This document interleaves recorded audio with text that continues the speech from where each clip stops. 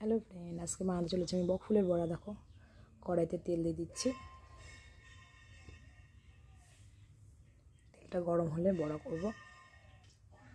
এই যে বকফুলগুলো দেখো, আমি ভালো করে এই যে পাপড়ি ছাড়িয়ে ধুয়ে রেখেছি।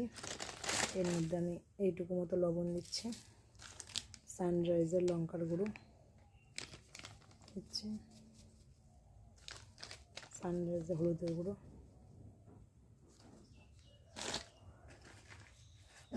বেসন দিচ্ছি। বড়াগুলোকে আমি ভালো করে একটু মেখে নিয়েছি। দেখো, একটু জল দিয়ে বড়াগুলো, তেল গরম হয়ে গেছে। বড়াগুলো আমি কড়াইয়ে ছেড়ে দিচ্ছি।